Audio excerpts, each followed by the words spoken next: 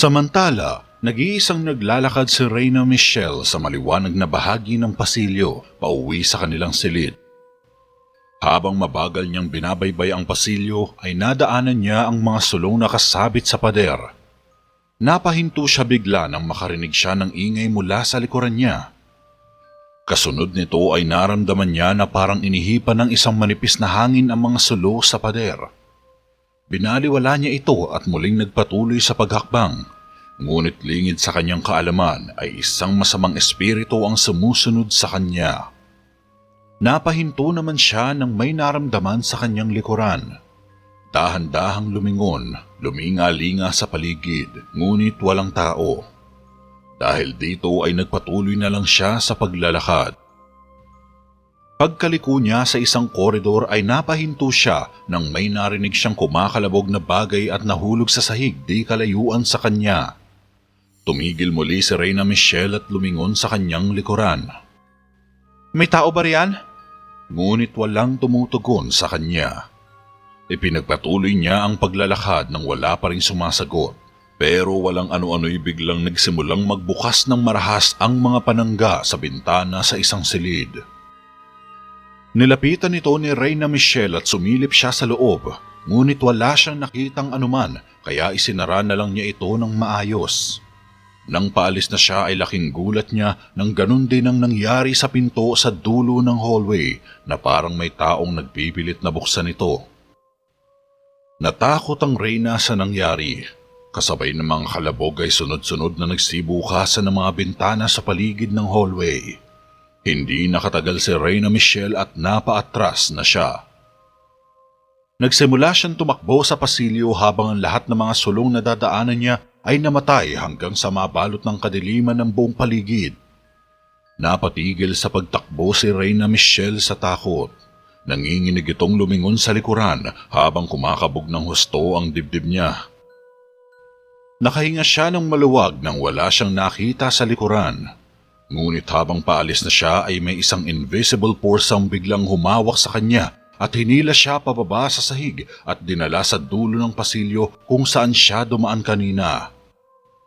Nagsisigaw sa takot si Reyna Michelle habang tinitingnan niya ang humahawak sa kanya kahit wala naman siyang nakikita. Nagawa niyang makawala sa masamang espiritu nang isabit niya ang mga paa sa gilid ng haligi. Tumayo si Reyna Michelle at tiningnan ang buong paligid niya. Madilim pa rin at wala siyang anumang makita. Sa pag-aakalang nasa paligid lang ang multo ay pumagilid siya sa dingding upang dito dumaan. Ngunit nagulat siya nang biglang magbukas ang isang pinto na malapit sa kanya at mabilis na tumalsik ang isang pistel patungo sa kanya. Nakaiwas si Reyna Michelle at kumaripas siya sa isang mahabang koridor. Subalit nagsibukasan din doon ng nakahani ng mga kwarto at ang ilang gamit sa loob ay nagsimulang lumipad papunta sa kanya.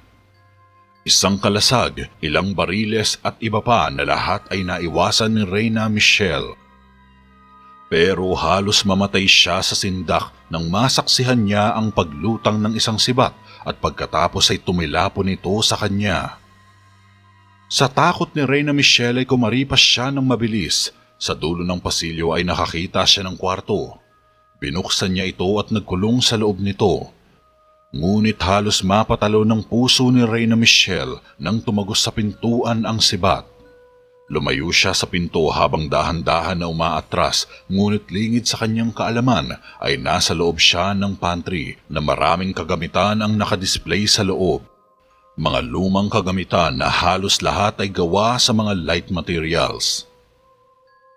Nagulat si Reyna Michelle nang tumilapon sa kanya ang isang palayok. Yumuko siya at nabasag ang palayok sa pader. Pagkatapos nito ay sunod-sunod na nagsiliparan ng mga gamit papunta sa kanya na tila pinagpipiestahan siya ng mga ito.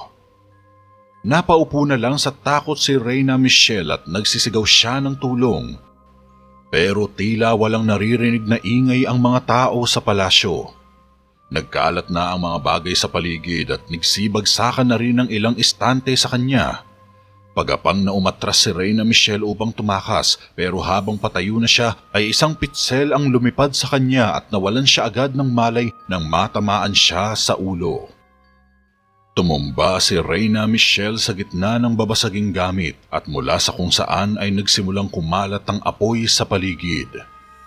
Nagliyab ang isang kurtina at pinalibutan ng apoy ang walang malay na Reyna. Naglalakad si Javier sa hallway nang madatnan niyang nakakalat ang mga gamit sa sahig. Nagtataka siyang sinundan ng mga ito.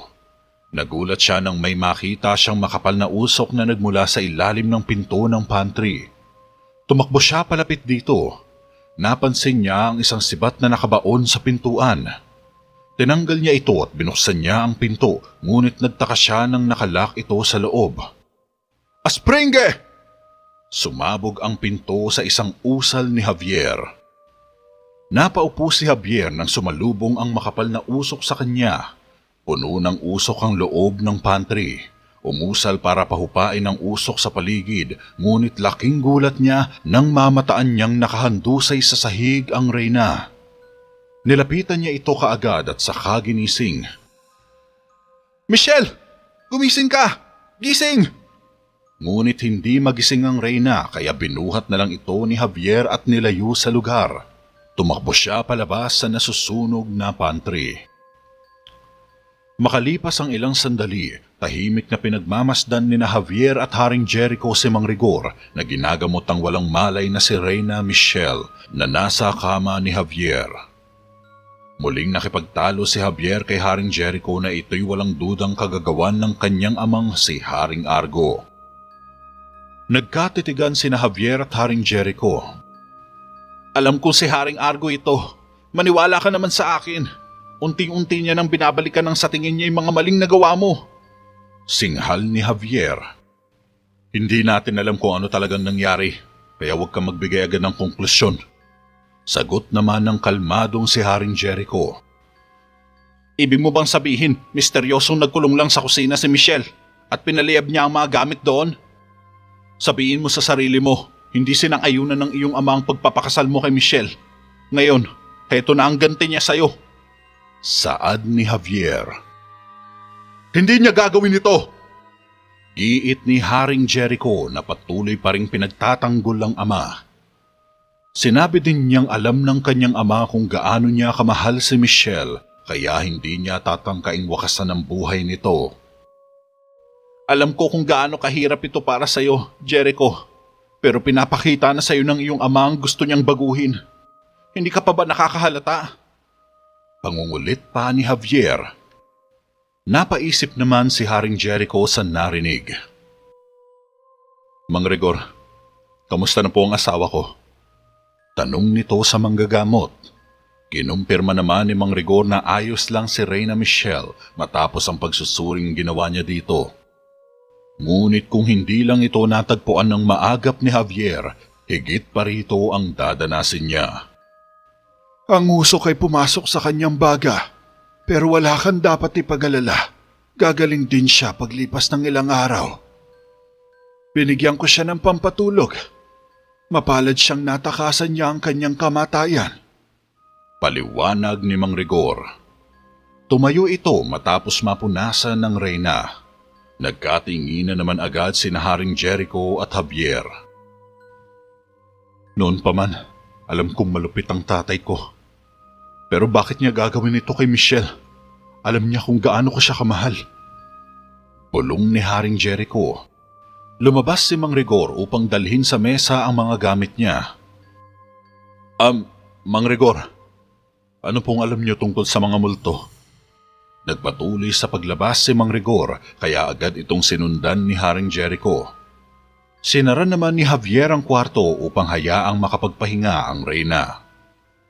Pagdating sa sala ay inihanda ni Mang Rigor ang mga gamit niya. Mula sa lamesa ay gumawa siya ng espesyal na gayuma. Pinaghalo-halo niya ang mga sangkap tapos niluto niya ito sa kumukulong tube. Habang hinihintay nilang mag-evolve ang potion ay sinabi ni Mang Rigor na dapat nilang itapon si Haring Argo pabalik sa mundo ng mga patay. Gamit ang kanyang gayuma ay lilikha siya ng panlaban sa multo upang makita nila ang pisikal na katawan ni Haring Argo. Gayunpaman, tanging ang sungay lang at ang taong tumawag sa multo ang may kapangyarihang talunin ito. Iihipan lang niya ulit ang sungay gaya ng ginawa niya at makukulong na ang multo sa loob ng belo. Pero kailangan niya munang siguruhin na kaharap niya mismo si Haring Argo at nakikita siya nito. Dapat nating mapilit ang espiritu ni Argo na bumalik sa kabilang mundo bago pa siya gumawa ng anumang hindi ka nais-nais na pinsala. Dapat mong gamitin ang sungay ng kapa upang muling buksan ang belo sa pagitan ng mga mundo. Ngunit dapat nating tandaan ang isang bagay. Tanging ang taong nagpatawag ng espiritu ang makakapigil sa kanya rito. Dagdag pa ni Mang Rigor. Dahil sa mga sinabi ni Mang Rigor ay agad na tumungo si Haring Jericho sa kwarto upang kunin ang sungay ng kaba. Nilapag niya ito sa lamesa at pinagmuni-munihan ang gagawin. Pumasok si Javier sa kwarto na may dalang tray, subalit biglang nasagi ng gilid ng haligi ang tray na bitbit niya. Nabitawan niya ito at nagkaroon ng malakas na ingay sa sahig.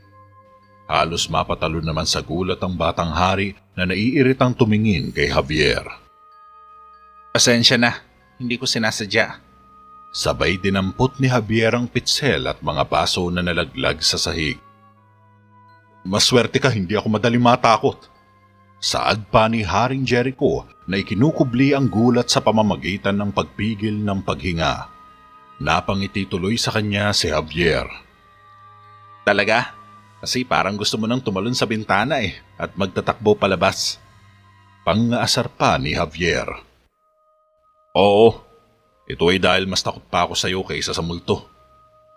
Ngayon, dalihan mo na riyan. Teka, nasaan nga pala ang tiyuhin mo? Di ba siya susunod rito? Gaano ba katagal ang paggawa ng gayuma? Tanong pa ni Haring Jericho. Ang mga bagay na ito ay nangangailangan ng oras kung ito ay gagawin ng maayo. Natigilan bigla si Javier nang may narinig siya sa likuran. Napakunot ang noo ng hari. Ano yun?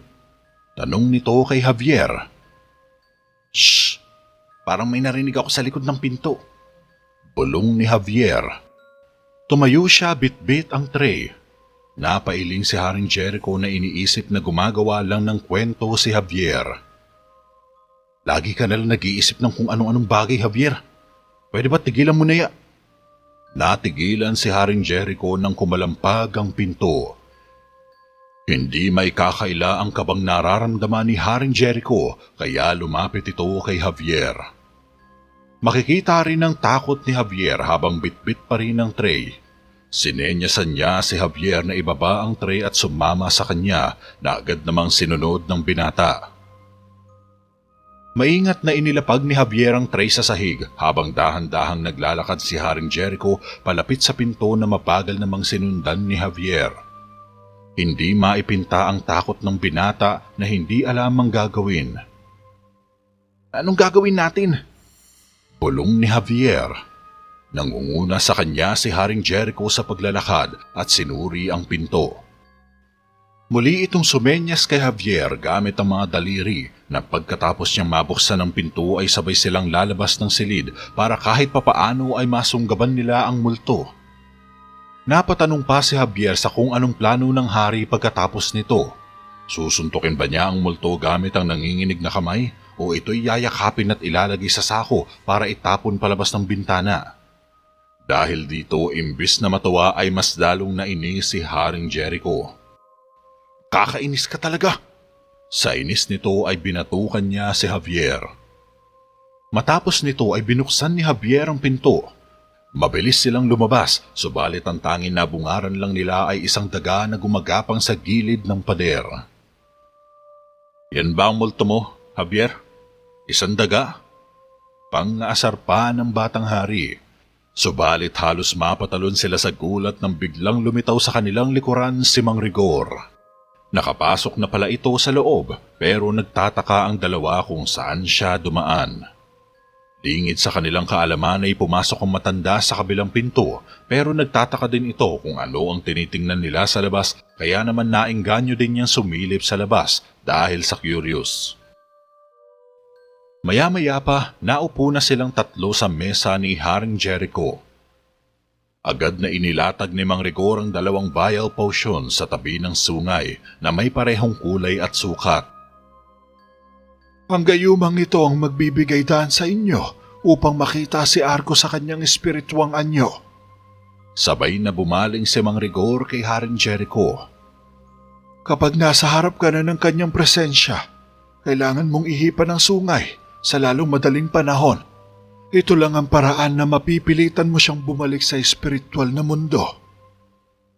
Sinuring mabuti ng 2 ang vial potion. Tinanggal ni Javier ang takip at saglit siningot, ngunit halos masukas siya sa amoy nito. Sigurado ka bang ligtas to?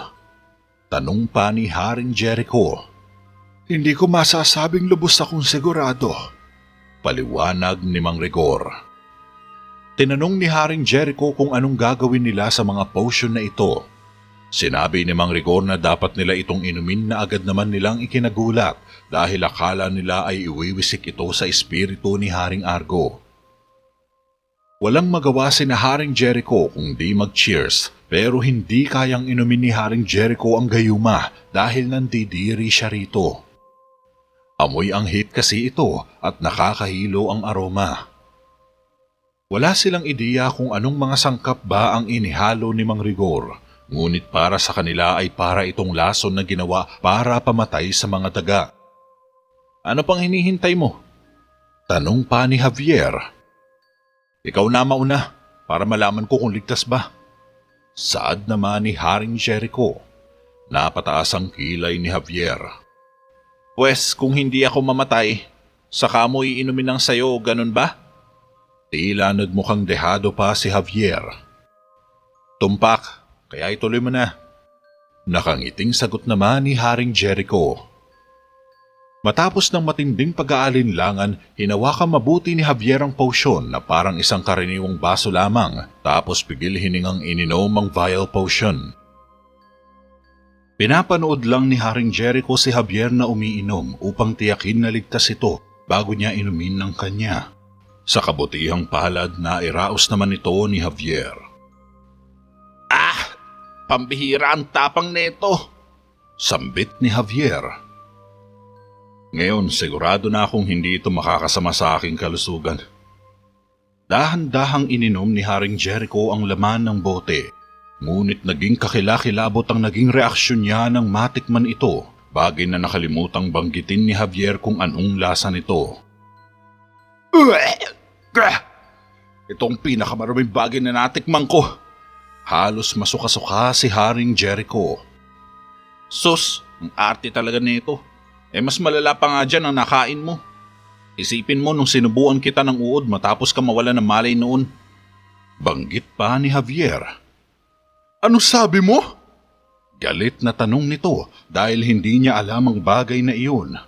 Napangiti ng bahagya si Javier dahil ang totoo ay niloloko niya lamang si Haring Jericho. Makalipas ang ilang sandali ay sinimulan na ni Javier at Haring Jericho ang ghost hunting. May dinalang solo si Haring Jericho upang matanglawan nila ang madidilim na sulok na bahagi ng pasilyo. Nakasunod lang si Javier sa likuran. Napatapat sila sa dulo ng pader at napahinto si Javier ng tila may napansin ito. Ngunit kalaunan ay napagtanto niyang nagre-reflect lang ang mga anino nila sa pader. Kumakaway-kaway siya sa pader. Nakaisip ng kalokohan si Javier upang takutin ng batang hari. Ayun siya! Pananakot ni Javier kay Haring Jericho. Saan? Agad na alerto ito at tinutok ang sulo sa pader. Ay, anino lang pala natin. Sagot ni Javier. Binuntakan tuloy siya ni Haring Jericho. Nagpatuloy sila sa paglalakad hanggang sa makarating sa dulo ng pader. Lumiko sila sa kaliwa tapos tinahak ang madilim na bahagi ng koridor. May isang pinto sa unahan at dahan-dahan itong nilapitan ni Haring Jericho tapos maingay na ipinihit ang seradura. Biglaan ang pagbukas niya sa pinto kasabay ng pagwasiwas ng sulo. Ngunit wala silang naabutan maliban sa madilim na paligid ng kwarto. Nakapatay lahat ng mga kandila dito at saka napakatahimik din ang lugar. Biglang umihip ang hangin sa may dulo ng pinto.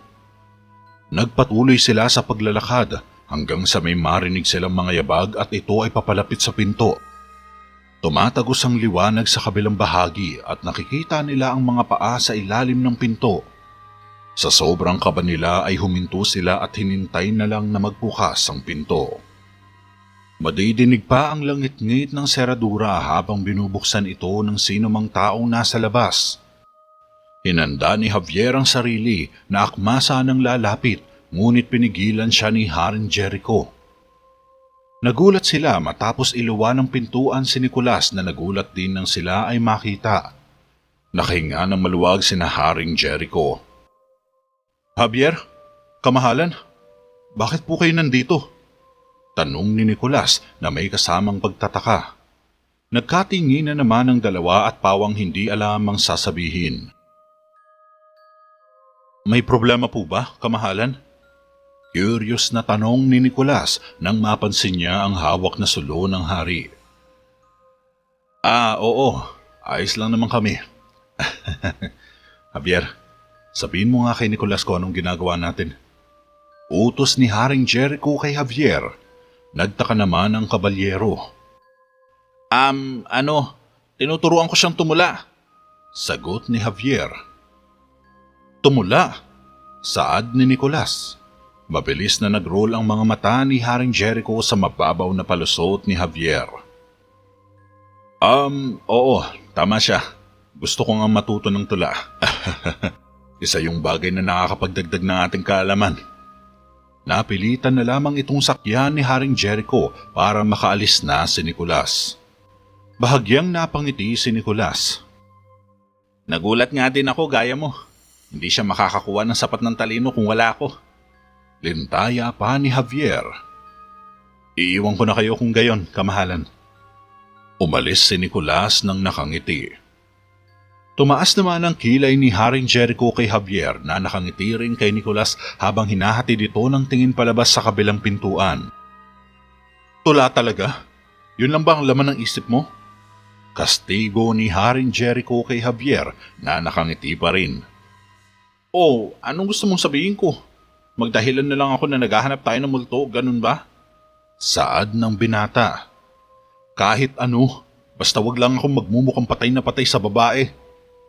Natigilan si Haring Jericho nang mahagip na mga mata niya si Haring Argo na nakatayo sa dulo ng pasilyo. Madilim ang aura nito at makikita ang panlilisik ng mga mata habang nakatingin ito sa kanya. Umihip ang hangin at naglaho si Haring Jericho na parang bula. Napansin ni Javier na bahagyang nagulat si Haring Jericho kaya napalingon din siya agad sa dulo ng pasilyo. Ano yun? Anong nakita mo? Tanong pa ni Javier. Ang tatay ko. Maikling tugon ni Haring Jericho at nauna na siyang naglakad kay Javier. Sinundan naman ito ni Javier hanggang tumagos sila sa pinto. Nagpatuloy sila sa paglalakad at lumiko sa kaliwa kung saan narating nila ang mess hall. Dahan-dahan silang naglakad sa Phoenix Corridor pagkatapos ay umakyat papunta sa ikalawang palapag ng palasyo. Narating nila ang Red Ribbon Corridor kung saan ang buong paligid ay natatanglawan ng mga sulong nakasabit sa pader. Maingat lang na nakasunod sa likuran si Javier habang nakaalerto ang sarili sa mga hindi inaasahang pangyayari. Hawak pa rin ni Haring Jericho ang sulo habang patuloy nilang binabagtas ang maliwanag na koridor. Nagpalinga-linga sila sa paligid, sinusuring maigi kung nasa paligid lang si Haring Argo. Hindi ko akalain na darating ang araw na tutugusin ko ang sarili kong ama. Noong naging hari ako, ang gusto ko lang ay ang buong puso niya akong ipagmalaki. Wika ni Haring Jericho. Umikot lamang ang mga mata ni Javier. Lagi mong ginagawa ang pinaniniwalaan mong tama, kahit alam mong hindi ito sasang-ayunan ng iyong ama. Hindi mo ba nakikita kung gaano ka kakaiba sa kanya? Ang Terra Veda ay naging mas magandang lugar simula nang ikaw ay maging hari. Saad ni Javier. Natigilan sandali si Haring Jericho nang ipaalala sa kanya ni Javier na higit siyang iginagalang ng mga tao. Mas malakas at mas matalinong hari kaysa sa kanyang ama dahil sa prinsipyo niyang pinangahawakan at pagpupumilit na gawin ang mga bagay na pinaniniwalaan niyang tama. Ngunit malinaw na di iyon iniisip ni ama at wala siyang pakialam dun. Malungkot na tugon ni Haring Jericho. Naniniwala ang mga tao sa'yo, Jericho. Walang kwenta yan kung hindi ka naniniwala sa sarili mo. Nakarinig sila ng nakakatakot na ingay ng hangin at kailangang putulin ang usapan. Pumagilid silang dalawa sa pader at sabay na sinipat ang magkabilang pasilyo. Hinanda ni Haring Jericho ang sarili na sa isang senyas niya pareho nilang tatahakin ni Javier ang pasilyong nasa kanan ni Haring Jericho. Mabilis silang nakarating sa dulo, subalit nadatnan nila na bahagyang nakabukas ang bodega. May narinig silang tila isang baso na nahulog sa loob nito kasabay ng pagdaan ng hangin sa harap ni Haring Jericho. Sinundan ito ng tingin ni Haring Jericho at naisip niyang patungo ito sa silid ng trono. Bumaling siya kay Javier. Suriin mo ang loob, pagkatapos ay sumunod ka rin sa akin agad. Sabay tinapik ni Haring Jericho si Javier. Teka Jericho, sandali lang! Pigil pa ni Javier, subalit nakatakbo na palayo si Haring Jericho at naiwang mag-isa si Javier na nakatayo sa labas ng bodega. Dahan-dahan niyang binuksan ang pinto, pagkatapos ay pumasok siya sa storeroom kung saan iginala niya ang paningin sa buong paligid. Naglakad-lakad siya upang tignan ang mga gamit sa loob. Marami siya nakikitang bagay na luma at puno ng agyo. Ang mga estante sa gilid ng dingding ay nababalot din ng alikabok at sapot na mga gagamba. May mga bariles siyang nakita sa gilid ng pader, tapos ay iilang palayok na binalot na rin ng makapal na alikabok at agyo. Patuloy na sinusuri ni Javier ang mga lumang gamit na matagal nang nakatambak sa loob ng bodega habang pinakikiramdaman niyang mabuti kung may mahahanap siyang isang partikular na presensya sa bodega. Sa isang partikular na kisame ay may nakasabit na mga sandok at malalaking palayok. Isang kalapati ang nagtatago sa likod ng mga sandok na tahimik na pinagmamasdan si Javier. Halos mapatalon sa gulat si Javier nang lumipad ito papunta sa kanya. Mabuti na lang natakpan agad ni Javier ang sarili gamit ang mga braso. Lumipad palayo ang kalapati hanggang makalabas ito ng bodega. Naisipan itong sundan ni Javier dahil sa curious, subalit umagaw sa pansin niya ang mga bariles ng alak na nakapatong sa ibabaw ng maliit na istante. Nilapitan niya ito upang suriin, ngunit natigilan siya nang biglang magsimulang manginig ang mga bariles. Pinagmasdan niya kung ano ang mangyayari hanggang sa mga hulog ito at sinubukan siyang durugin. Kasabay nito ay nagsitumbahan rin ng mga kalapit na istante at inipit ng mga ito si Javier sa gitna na parang balak siyang harangin. Kumari pa si Javier palabas, subalit mabilis na nagsara ang pintuan. Natigilan si Javier sa pagtakbo. Jericho! Sigaw ni Javier. Naglalakad si Haring Jericho sa isang hallway habang umiihip ang malamig na hangin sa paligid niya. Biglang namatay ang kanyang salo kaya nabalot siya ng kadiliman. May papalapit na mga yabag. Javier? Javier, ikaw ba yan? Ngunit walang tugon mula kay Javier kaya napagtanto ni Haring Jericho na ang ama niya ito. Biglang huminto ang mga yabag at naramdaman ni Haring Jericho na parang may humihinga sa likod niya. Ama! Biglang lumitaw si Haring Argo, ngunit nawala din ito nang mabilis na lumingon si Haring Jericho. Ibinaba ni Haring Jericho ang walang kwentang tanglaw at kinuha ang sungay na inukit ng buto mula sa kanyang malambot na leather belt. Lumikha ito ng hindi maipaliwanag na ingay ng metal. Maingat na sinuyod ni Haring Jericho ang isang mahabang pasilyo at narating ang silid ng trono. Biglang nagbukas ang pintuan nang umihip ang isang malamig na hangin. Pero pagpasok pa lang ni Haring Jericho sa loob ay agad na nagsara ang pinto sa likod niya at nalak ito.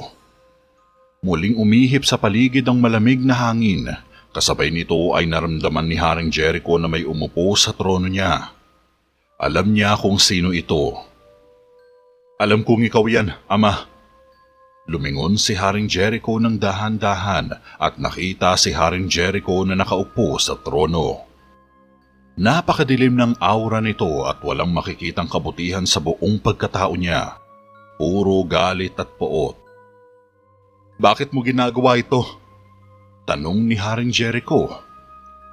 "Hindi ko ginugol ang aking buong buhay sa pagtatayo ng kahariang ito upang makitang sirain lamang ng aking sariling anak." Magaspang na wika ni Haring Argo. "Pero bakit mo sinubukang patayin si Michelle? Anong nagawa niya sa'yo?" Galit na tanong ni Haring Jericho. "Para sa ikabubuti mo yun. Paano maiintindihan ng isang naglilingkod na babae kung anong ibig sabihin ng pagiging reyna?" Saad ni Haring Argo. "Si Michelle lang ang nakikita kong babae na may likas na talino at tapang. At higit akong nagtitiwala sa kanya kaysa sa sino mang babae." Sagot naman ni Haring Jericho. "At yan ang iyong kahinaan. Masyado ka nagtiwala sa ibang tao. Ikaw at ikaw lamang ang dapat mamuno sa Theraveda. Wala kang ahatian na isang hampas lupa o babaeng tagasilbi lang." Lintaya ni Haring Argo at muling binanggit ng kanyang pagkabigo kay Haring Jericho na kung paano nasisira ang kanyang pamana dahil sa mga walang kwenta niyang pananaw. "Mas gugustuhin kong bumaba sa trono kaysa mamuno ng mag-isa at walang kaagapay." Tugon ni Haring Jericho. "Buong buhay ko sinubukan kitang ihanda sa araw na ikaw ay magiging hari. Wala ka bang natutunan, ha?" Sabay tinitigan ng matalim ang anak. Pagkatapos ay sinabi niya na ang isang naglilingkod na babae ay walang alam sa pagpapatakbo ng isang kaharian. At kapag ito ay kanya lang hinayaan, magkakaroon ng lakas na loob ang ilang kaharian na sakupin ng Theraveda at mauulit muli ang nangyaring pagbagsak ng kaharian sa nakalipas na taon. Nung muling tanungin ni Haring Argo si Haring Jericho kung ano pa ang natutunan niya sa itinuro sa kanya, sinabi lang ni Haring Jericho na napanood niya ang pamamahala ng kanyang ama at nalaman na kung mamumuno ka ng mag-isa, namumuno ka lang sa takot at poot, na ang poot ng kanyang ama ay bunga ng takot, hindi lakas, at dinala lang siya nito sa madilim na bahagi. "Pinanood kitang mamuno. Sobra kitang hinangaan sa paraan ng iyong pamumuno na may tapang at lakas. Ngunit taliwas lang pala iyon sa inaakala ko. Natutunan ko na kung hindi ka magtitiwala sa sino man, palagi ka mabubuhay sa takot. Ang iyong puot ay nagmula sa takot, ama. Hindi sa lakas." Pabalang na sagot ni Haring Jericho. "Tampalasan! Yan ba ang natutunan mo sa babae mo? Sagot-sagutin ako at ituring na masama." Anang ng hari. "Minahal at iginalang kita. Alam mo yan. Pero kailangan kong pamahalaan ang kaharian sa sarili kong paraan. Kailangan kong gawin ang pinaniniwalaan kong tama. Kaya patawarin mo ko, ama." Wika ni Haring Jericho at sinabing kailangan niyang pamunuan ng kaharian sa kanyang sariling mga tuntunin. Dahil dito, mas lalong nagalit si Haring Argo at sinabi nitong hindi niya kailanman matatanggap si Reyna Michelle bilang manugang niya. "Hindi ako papayag na sirain mo ang lahat ng aking pinaghirapang itayo." Tumayo si Haring Argo sa trono. "Kung gayon, kailangan mo kong patayin. Hindi ako kagaya mo, ama. Hindi ko kayang pamunuan ng kaharian tulad ng ginawa mo." Mahinahong sabi ni Haring Jericho. "Dapat mauna ang Theraveda bago ang lahat, kahit na ikaw." Isang kalasagang lumipad mula sa dingding at humampas sa ulo ni Haring Jericho, dahilan upang siya ay mahilo sa kamawalan ng malay. Bumagsak siya sa sahig. Lumapit si Haring Argo sa kanyang nakahandusay na katawan. Itinapat niya ang kamay sa ilong ni Haring Jericho at dito ay nalaman niyang humihinga pa ito. Lumitaw si Javier nang ligtas itong makadaan sa likuran. "Lumayo ka sa kanya, Argo! Sapat na ang naidulot mong pinsala. Hindi ka bagay dito. Kailangan mong bumalik sa kabilang mundo." Sigaw ni Javier. Pamilyar kay Haring Argo ang boses niya, kaya dahan-dahan itong lumingon. Ito ang aking kaharian. Sa tingin mo kaya mo kong itaboy dito? Ikaw ay walang iba kundi isang hamak na batang naglilingkod lamang. Panunuya ni Haring Argo. Higit pa ako diyan. Makahulugang sambit ni Javier. Dahil dito, hindi napigilan ni Haring Argo ang galit at tinangkang hagisan ng bangko si Javier. Ngunit pinalihis ito ni Javier gamit ang mahika. Ang bangko ay nawasak sa pader pagkatapos ay bumagsak sa sahig. Matalim na nakatitig si Javier kay Haring Argo. Bakas sa mukha niya ang kaseryosohan ng kanyang mga kilos. Samantalang si Haring Argo naman ay gulat na hindi halos makapaniwala sa kanyang nasaksihan mula kay Javier. May mahika ka! Gulat na sigaw ni Haring Argo. Pinanganak na akong ganito.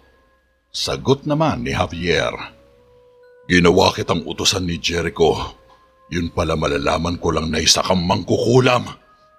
Galit na galit si Haring Argo sa kung paano siya nalusutan ng salamangka sa sarili niyang mismong bakuran. Hindi malayong matagal na itong alam ni Mang Rigor, ngunit nilihim lang ito sa kanya. Kahit na noong ikaw pa ang hari, mayroon ng salamangka sa loob ng Terabeda. Saad pa ni Javier.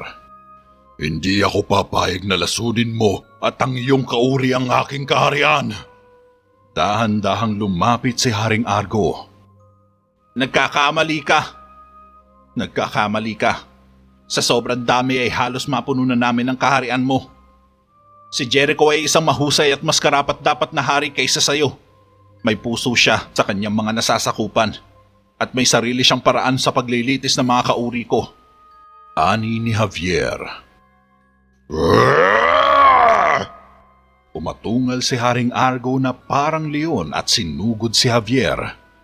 Gumamit si Javier ng mantra para itulak si Haring Argo palayo. Tumagos ito sa pinto papunta sa hallway. Matapos yun, pinuntahan kaagad ni Javier si Haring Jericho upang alamin kung ayos lang ito. Chinek niya ang pulso. Natuwa siya nang malamang buhay pa ito. Dito ka lang, Jericho. Ako nang bahala sa kanya. Tumayo si Javier para sundan si Haring Argo. Habang hinahanap niya ang espiritu ay nakarinig siya ng ingay di kalayuan sa kanya. Nagpalinga-linga sa paligid si Javier, ngunit wala siyang makitang kakaiba maliban sa pagpatay-sindi ng mga kandila. Nagpatuloy siya sa paglalakad hanggang sa makarating siya sa dulo ng pasilyo kung saan may isang pinto ang nakalak. Sinubukan niya itong buksan gamit ang mahika, ngunit naramdaman niyang may nakatayo sa likuran niya. Lumingon siya, ngunit agad ding nawala si Haring Argo. Muling tinapat ni Javier ang kamay sa pinto pagkatapos ay winasak ang seradura nito. Nakapasok si Javier sa armory, medyo madilim ang kwarto. Umusal siya ng spell at ang mga sulo ay nabuhay. Naglakad si Javier ng maingat habang hinahanap sa paligid ang espiritu. Sa isang sulok ng kwarto ay dahan-dahang kumakalas sa mga metals sa bars. Nakahanap si Javier ng isang swinging mace at kinuha niya ito para pigilan ang pag-swing ng metal. Hinampas niya ito ng ilang beses at bumagsak na lang ng walang dahilan ng metals.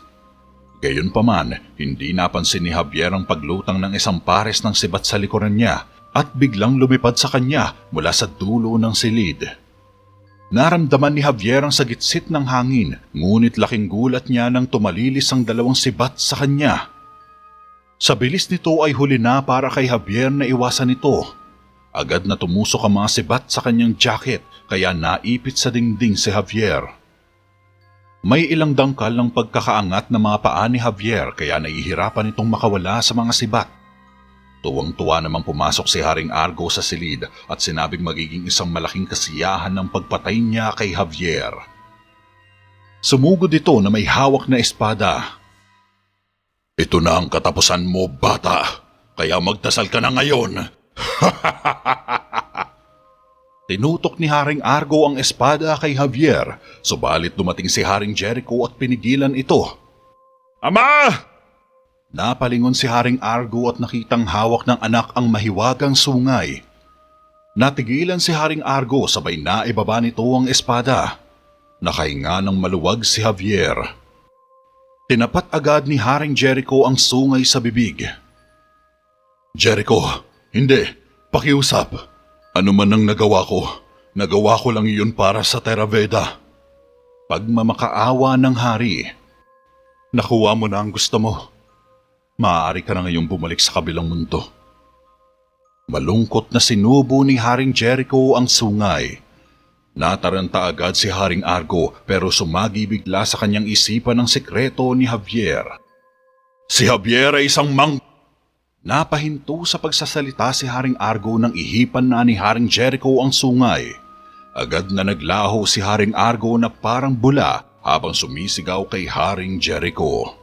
Mabilis itong hinigop ng sungay at dinala papunta sa espiritual na mundo.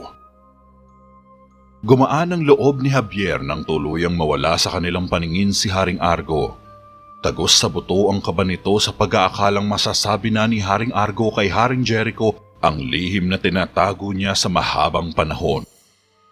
Pareho silang nagkatinginan ni Haring Jericho, ngunit kapansin-pansin ang matinding lungkot sa mukha nito. Matapos nito ay tila nawalan ng lakas si Haring Jericho. Wala itong imik na umupo sa isang silya na dati ring inuupuan ni Ramon. Naiintindihan ito ni Javier. Hindi lang simpleng lungkot ang nararamdaman nito ngayon. Alam niyang masakit ito sa kanya ngunit kinakailangan niyang gawin upang matigil na ang mga kababalaghang nangyayari sa palasyo. Kusang tinanggal ni Javier ang mga sibat na nakatusok sa kanya at natisod siya pababa. Dahan-dahan ang ginawa niyang paglapit kay Haring Jericho. Natamaan ng sikat ng araw si Haring Jericho habang nakaupo sa silya. Hindi nila napansin ang oras at umaga na pala. Ganoon katagal ang pagsugpo nila kay Haring Argo.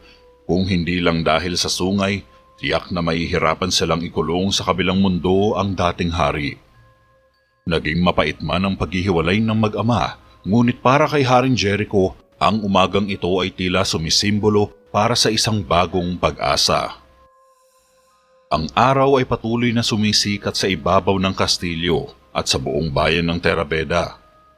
Habang binibihisan ni Javier si Haring Jericho ng kanyang baluti, sinabi ni Haring Jericho kung paano niya iginagalang at lubos na hinahangaan ng kanyang ama higit sa sinuman. Kahit pa ang mga desisyon nito ay hindi niya madalas sinasang-ayunan. Palagi ko siyang tinitingala. Kailangan kong tanggapin na hindi ko siya mapasaya at maging totoo sa sarili ko. Sambit ni Haring Jericho. Gusto niyang pinamumunuan ng isang kaharian na patas at makatarungan, kung saan ginagalang ang lahat anuman ang katayuan sa buhay. Ginawa lang ni Argo kung anong naisip niyang dapat gawin para protektahan ang kaharian. Saad ni Javier na tila pinagtatanggol pa niya ang dating hari. Hindi ibig sabihin na tama siya. Gusto kong magtayo ng isang kaharian na para sa lahat, kung saan nagkakaisa ang mga tao, ano man ang kanilang ranggo. Wika ni Haring Jericho. Natuwa naman si Javier sa kanyang narinig. Tuluyan na ngang nag-mature ang prinsipeng Batugal na palagi niya lang tinutulungang magdamit. Iniisip din niya kung ititigil na rin ni Haring Jericho ang madalas na paghampas sa kanya tuwing may mali siya. Kasama ba ako dyan? Pabirong tanong ni Javier. Siyempre naman. Seryosong sagot ni Haring Jericho. Ibig sabihin, hindi mo na ako papapasukin mamaya? Mas lalong ginanahan si Javier at susulitin ang araw para sa pahinga. Masyado nang nananakit ang kanyang likod. Kailan ba kita hinampas? Tanong pa ni Haring Jericho. Hoy, madalas mo ang gawin yun? Masungit na sabi ni Javier, sabay nag-roll ang mga mata. Natapos na niyang bihisan si Haring Jericho, inaayos nito ang silver plate. Hindi yun ganun, Javier. Kaibigang hampas lang yun. Ito'y paggalang pa rin. Palusot pa ni Haring Jericho. Kung ganon, pwede ko rin gawin yun sa'yo. Ani ni Javier. Maaari mo rin subukan pero... Agad kinuha ni Javier ang isang mga leather gloves ng hari at hinampas niya ito sa likod ng ulo. Bumakas sa mukha ni Haring Jericho ang inis. Mukhang seneryoso talaga ni Javier ang sinabi niya. Hindi nakaimik si Javier nang humarap sa kanya ang batang hari. Anong ibig sabihin nun? Tanong pa ni Haring Jericho. Ginawa ko lang naman ang sinabi mo. Hampas ng pagkakaibigan. Gusto mo ulitin ko pa? Saad ni Javier. Hindi, Javier. Mali ang ginagawa mo. Bakit ko ba hindi na ipakita sa iyo ang tamang paraan nun? Isinuot ni Haring Jericho ang leather na guwantes at pinatigas ang kamao. Napatingin si Javier sa kamao ni Haring Jericho. Sunod-sunod siyang napalunok ng laway. Tumakbo siya palabas ng armory, ngunit hinabol siya ni Haring Jericho. Umanda ka sa akin, Javier, pag naabutan kita! Galit na banta ng hari. Halos lumipad si Javier sa kakatakbo. Nagtapos ang kwento sa pananalig ni Haring Jericho para sa kaharian at kung paano ito tunay na nagpakita kung gaano siya kaiba sa kanyang ama. Gumamit talaga siya ng mahika para kausapin ng kanyang ama kahit na siya mismo ang nagsasabing kinasusuklaman niya ito. Ang pagpapakasal niya sa isang babaeng mababang uri ang ginamit niyang halimbawa para sa paggawa ng mabuti sa kaharian. Nagpakasal siya para sa pag-ibig sa isang taong pinagkakatiwalaan niya. Ginamit niya iyon upang palakasin pa ang pamumuno sa halip na pahinain nito. Ipinakita lang ni Haring Jericho ang mga katangian ng isang dakilang hari. Gayunpaman, mayroong sinabi si Haring Argo na talagang hindi may alis sa isipan niya. Ang lubos na pagtitiwala niya sa mga tao ang siyang kahinaan niya. Ngunit ang bagay na ito ay isa lamang mahiwagang pagsisimula para sa kanyang pagtuklas sa bagong mundo at sa kanyang sarili. Mahal niya sila at sinubukan pa rin niyang bigyang katwiran ang mga ito sa hiwalay na kahulugan.